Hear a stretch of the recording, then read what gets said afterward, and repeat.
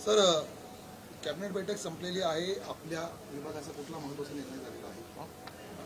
आज मंत्रिमंडळाच्या बैठकीमध्ये माननीय मुख्यमंत्री देवेंद्र फडणवीसजी, माननीय एकनाथ शिंदेजी, अजितदादा पवारजी आणि मंत्रिमंडळाने महाराष्ट्राचं ऐतिहासिक एमसँड धोरण, कृत्रिम वाळू धोरण आज राज्य शासनाने मान्य केलं आहे आणि प्रत्येक जिल्ह्यामध्ये 50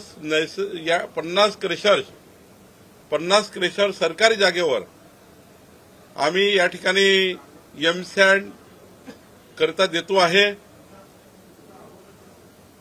सर्व इरिगेशन, पीडब्ल्यूडीचे सर्व बांधकामं हे आता एमसँडवर होणार आहे आणि जुने जे क्रेशर आहे, दगडखानी आहेत, त्यांना सुद्धा पुढच्या 3 वर्षाच्या आतमध्ये कृत्रिम वाळू तयार करण्याचं क्रेशर लावा लागणार आहे.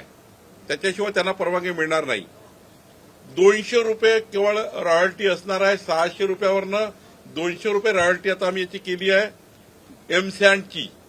आणि सोबतच आम्ही उद्योग विभागाच्या सर्व फॅसिलिटी, उद्योग विभाग, इंडस्ट्री विभागाचं, म्हणजे आता एमसँडचं जे क्रेशर असणार आहे त्याला उद्योगाचा दर्जा असणार आहे, एमएसएमईचा दर्जा असणार आहे. त्यामुळं मोठ्या प्रमाणावर कर सवलती, मोठ्या प्रमाणावर याला प्रोत्साहन देण्याकरता आज राज्यामध्ये हे अनेक वर्षापासून या धोरणाची चर्चा होती. आज हे धोरण लागू झालेलं आहे आणि महाराष्ट्राच्या जनतेला नैसर्गिक वाळूऐवजी कृत्रिम वाळूच्या आधारावर संपूर्ण बांधकामं करण्याकरता आता मुभा मिळणार आहे.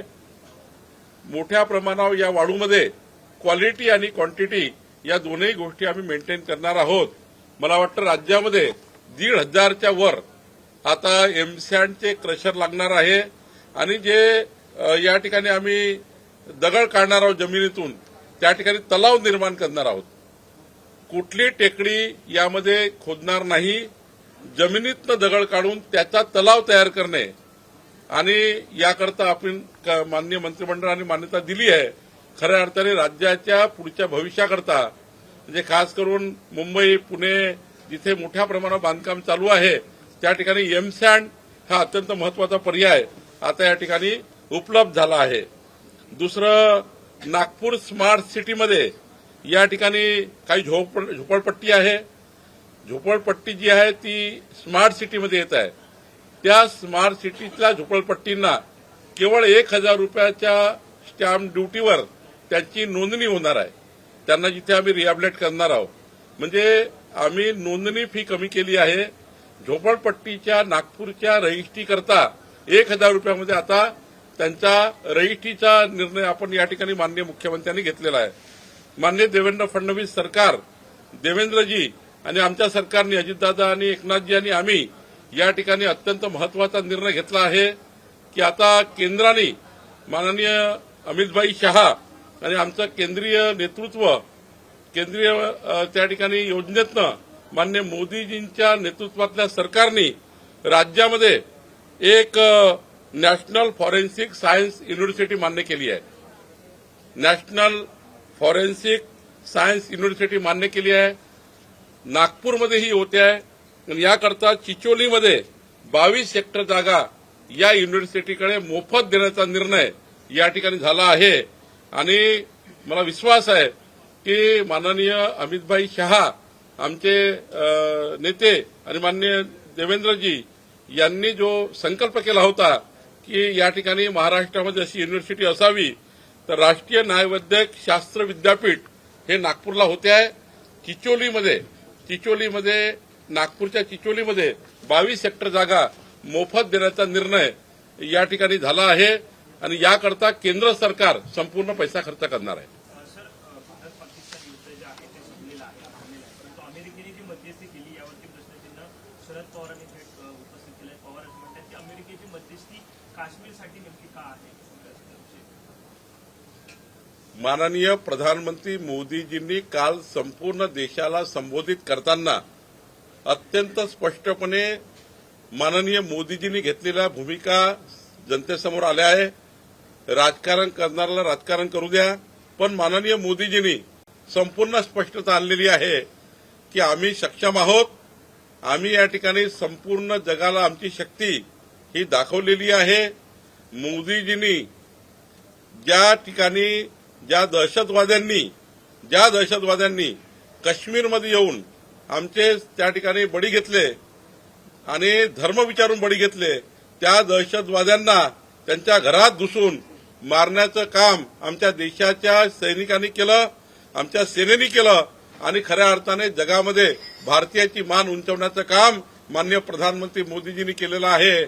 आता हे जे लोक बाहेर येऊन बोलतात आहे, खऱ्या अर्थाने 140 कोटी भारतीयांनी मोदींच्या पाठीच्या मागे ताकद उभी केलेली आहे आणि आता हे जे बोलणारे आहेत हे फक्त निगेटिव्ह नरेटिव्ह तयार करण्याकरता बोलताय. सर, जातीय जनगणना जी होतीये त्यामध्ये कुठेतरी ओबीसीची संख्या कमी करण्याचा घाट जो आहे तो घातला गेलाय असा आरोप जितेंद्र आव्हाड करतात की समाजामध्ये अस्वस्थता निर्माण झाली ओबीसी समाजामध्ये. जितेंद्र आव्हाडाला खऱ्या अर्थाने संभ्रम तयार करायचा आहे. हे जितेंद्र आव्हाड म्हणजे कसे आहे, हे कन्फ्युजन करून आपलं राजकारण करणारा नेता, यांना विकासाचा वगैरे काही समजत नाही. उलट या देशामध्ये ओबीसी समाजाने माननीय प्रधानमंत्री मोदीजींचं अभिनंदन केलं आहे. राज्याच्या सर्व ओबीसी संघटनेने अभिनंदन केलं. कारण काय, यापूर्वीच्या जनगणनेच्या कायद्यामध्ये एससी एसटी या दोनच जाती त्या ठिकाणी मोडल्या जात होत्या. एससी एसटी या ठिकाणी जनगणना होत होती. पण आता या देशातल्या 3500च्या जवळपास ओबीसी जाती ज्याचं वर्गीकरण होणार आहे, त्यांची जनगणना होणार आहे आणि खऱ्या अर्थाने ओबीसी समाजाची मागच्या 50 वर्षाची मागणी माननीय प्रधानमंत्री मोदीजींनी मान्य केली आहे आणि महाराष्ट्राच्या सर्व ओबीसी संघटनांनी माननीय मोदींचे आभार मानलेले आहेत. आज उदय सामंतांनी सकाळी राज ठाकरेंची जाऊन भेट घेतली. वेगळी समीकरणं महायुतीत होत आहेत का, नवीन व्हिडिओ येतोय का? नाही, मला शेवटी राज ठाकरे साहेबांची का भेट घेतली, काय बोलणं झालं, हे माझं उदय सामंतची काय त्याची चर्चा आली मला माहिती नाही. त्यामुळे त्याबद्दल बोलणं योग्य होणार. सर, राज्य सरकारने हे सुरू केलेले लाडक्या भाऊंचे जे आहे ते पैसे थकलेले आहेत, आरोग्य विभागाचे काम करतायत, 7 महिन्यापासून पगार झालेला आहे. नाही, आता काही पगार कमजात झाले असतील तर माननीय अजितदादा फायनान्स मिनिस्टर आहे, ते आरोग्य विभागाचे मंत्री आहे, बसून निर्णय करतील. सर, हिंदी में जानना चाहेंगे देशभर तिरंगा रॅली जी आहे ती जाहीर करण्यात आलेली आहे. महाराष्ट्रात नियोजन कसं असेल? महाराष्ट्राचं नियोजन कसं आहे? महाराष्ट्र भारतीय जनता पार्टी 13, 14, 15 3 दिवस मंडळाच्या स्तरापर्यंत म्हणजे 1280 जे आमचे मंडळ आहेत, आमचे जे 80 जिल्हे आहेत संघटनात्मक, या ठिकाणी तिरंगा रॅलीचं आयोजन आम्ही केलेलं आहे. शेवटी देशाच्या सैनिकांनी ज्या पद्धतीने भारताची मान जगामध्ये उंच केली आणि ज्या दहशतवाद्यांना यमसदनी पोहोचवलं, त्या सैनिकाचा त्या ठिकाणी त्यांना खऱ्या अर्थाने त्यांचा उत्साह वाढवावा आणि सैनिकाच्या पाठीशी पूर्ण देश आहे. या ठिकाणी सैनिकांनी जे काही कार्य या ठिकाणी मोठं योगदान या ठिकाणी दिलेलं आहे देशाकरता, खऱ्या अर्थाने काही सैनिक मारलेही गेले आहे, त्यामुळं शहीद झाले आहेत. त्या ठिकाणी त्या दहशतवाद्याच्या याच्यामध्ये या युद्धामध्ये काही आमचे सैनिक हे शहीद झाले आहेत. त्या शहीदांना श्रद्धांजली आणि या देशामध्ये संपूर्ण सैनिकाच्या पाठीशी भारत देश आहे, याकरता तिरंगा यात्रेचं आयोजन आम्ही केलेलं आहे. संपूर्ण जिल्ह्यामध्ये तिरंगा यात्रा होणार आहे. उद्या मुंबईमध्ये यात्रा आहेत आणि या यात्रेच्या माध्यमातून संपूर्ण भारताच्या नागरिकांकडनं आम्ही सैनिकाचं अभिनंदन करतोय. सर, कुठेतरी तिरंगा यात्रा काढताना उद्धव ठाकरेंची भूमिका जी आहे ती मांडलेली या सगळ्या युद्धाबाबत दिसत नाही किंवा ती समोर येताना येऊन बोललेली दिसत नाही.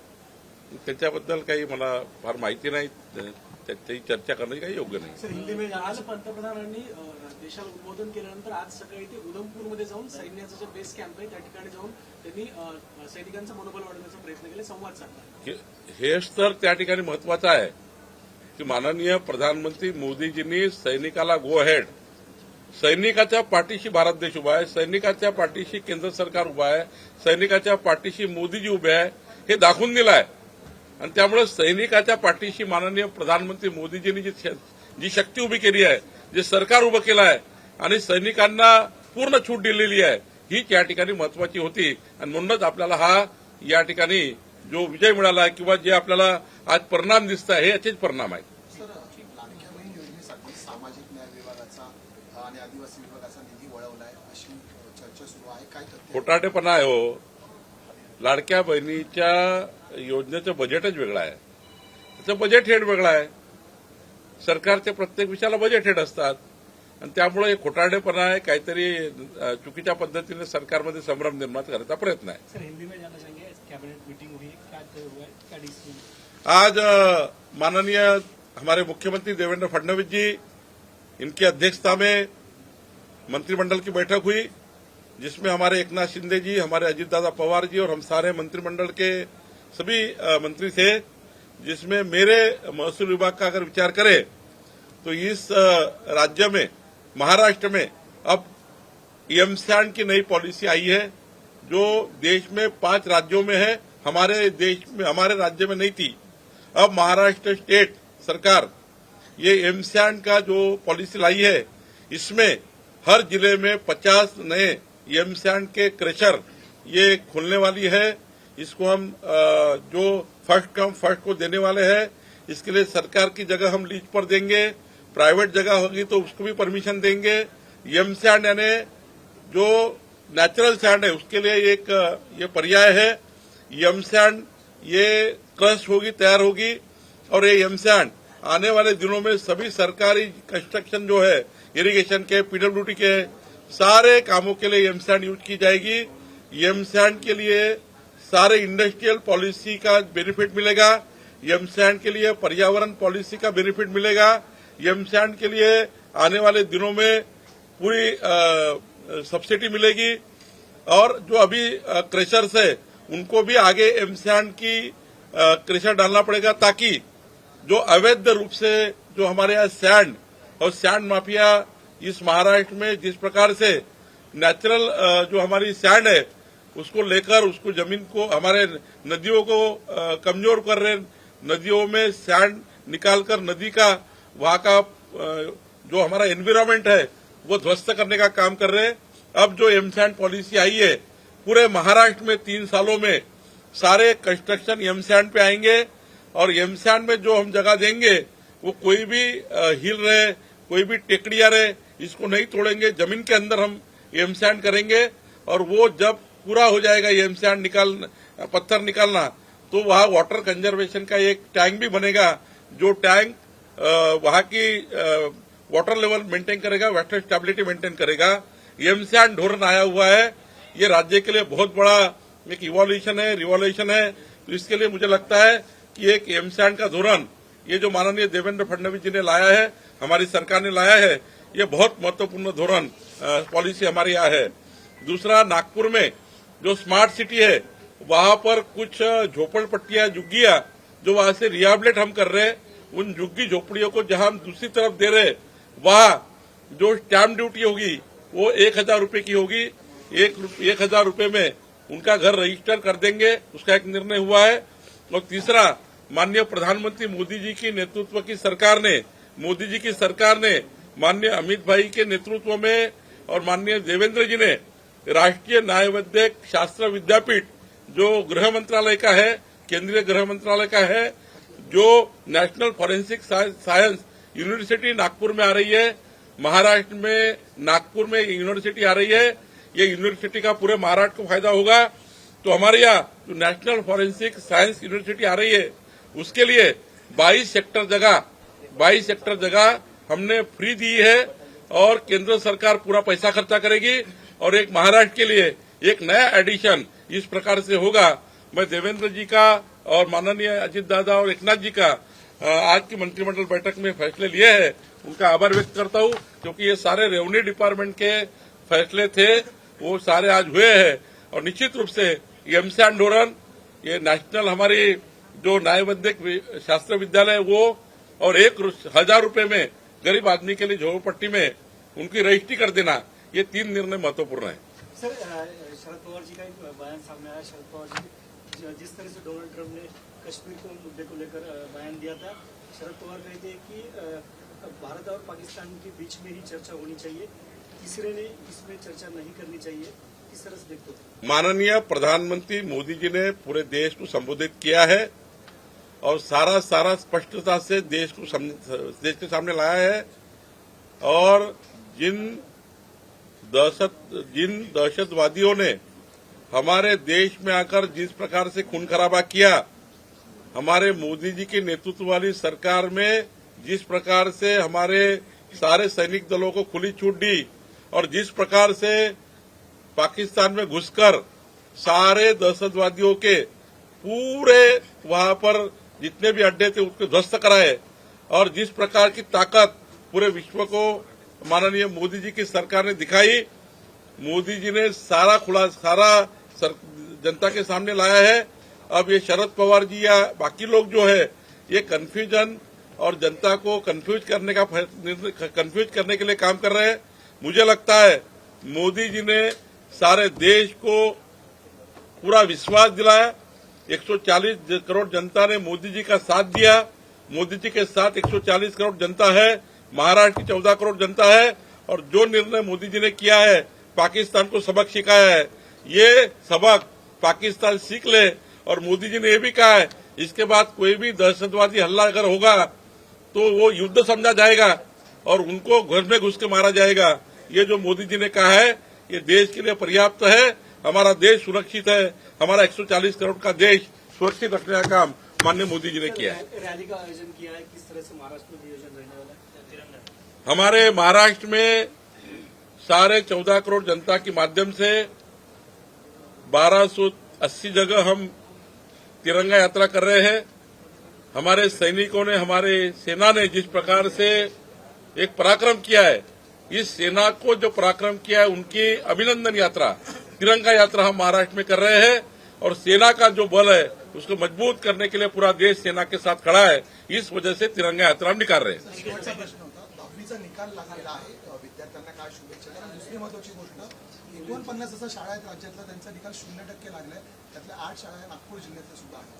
नाही, जे विद्यार्थी मेरिट आले आहेत 10वीची परीक्षामध्ये प्रथम क्रमांक, दुसरा क्रमांक, तिसरा क्रमांक, त्याची माहिती आम्ही घेऊ, त्यांचं अभिनंदनही करू.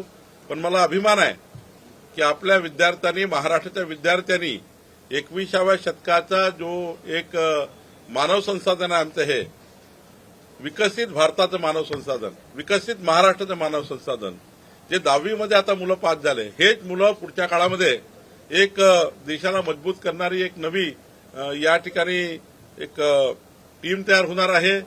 जे आज मेरिटमध्ये आणि 1, 2, 3 क्रमांकाला त्यांचं मी अभिनंदन करतो. आणि आमच्या जिल्ह्यातले पालकमंत्री यांनाही आम्ही सर्व त्या ठिकाणी जाऊ, आमच्या विद्यार्थ्यांचं अभिनंदन करू आणि खऱ्या अर्थाने विद्यार्थ्यांची त्या ठिकाणी प्रोत्साहन देऊ, त्यांना प्रेरणा देऊ. आणि पुढच्या काळामध्ये 12वीमध्ये अजून ते मेरिट आले पाहिजे. काही लोकांचं थोड्या मोठ्या याच्याने मेरिट गेलं असेल, तेही पुढच्या 12वीत मेरिटमध्ये येतील, याचेही प्रोत्साहन आम्ही देऊ. खऱ्या अर्थाने ज्या ठिकाणी काही शाळा कमजोर आहे, इन्फ्रास्ट्रक्चर कमजोर आहे, तिथलं इन्फ्रास्ट्रक्चर मजबूत करून ज्या ठिकाणी शाळेचे निकाल कमजोर आले आहे त्या शाळेला मजबूती देण्याकरता सरकार काम करेल. सर, मागील काही वर्षात जे निकाल बघितले त्यामध्ये मुली सगळ्यात पुढे असल्याचं पाहायला मिळतं. यावर्षी देखील मुलींनीच बाजी मारली नाही, मुली आणि मुलं असं काही अंतर नाही, पण मुली या खूप कॉन्सन्ट्रेशनने त्या ठिकाणी पुढे जात आहे. हे देशाकरता चांगलं आहे, कारण पुढचा देश हा त्यामध्ये कुठल्याही क्षेत्रामध्ये मुली समोरच राहणार आहे, ते दिसतात आहे. आणि त्यामुळे मला असं वाटतं आमच्या मुलींचं मी अभिनंदन करतो, मुलांचे अभिनंदन करतो. आणि मुलंही तेवढे समोर आहे, मुली तर थोड्या समोर आहे, त्याबद्दल त्यांचं अभिनंदन करणं जास्त महत्वाचं आहे. देश विदेशातील प्रत्येक घडामोडींचे लाईव्ह अपडेट मिळवण्यासाठी आता साम टीव्हीच्या सर्व सोशल मीडिया प्लॅटफॉर्मला लाईक, फॉलो आणि सबस्क्राईब करा. तसंच सर्व नोटिफिकेशनसाठी बेल आयकॉन प्रेस करायला विसरू नका.